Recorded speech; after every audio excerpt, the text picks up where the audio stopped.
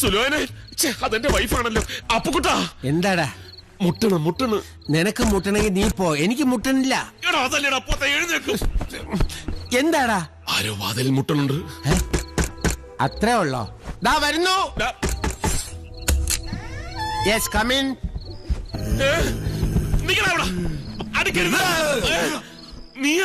നീ ഇവിടെ ആയിരുന്നാ കിടന്നത്?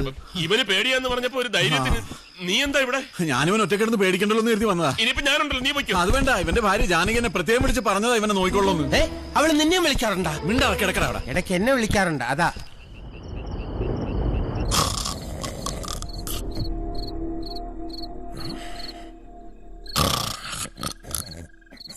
മഹാദേവ,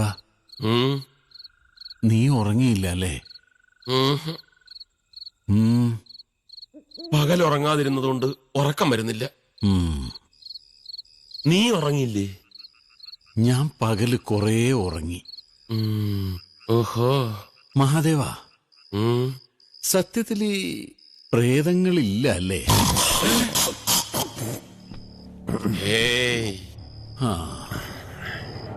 ഇനി ഉണ്ടാവോ?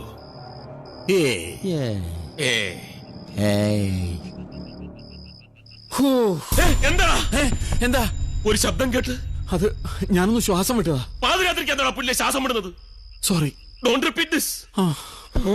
വഴക്കിടല്ലേ, ഞാനൊരു പാവാടാ.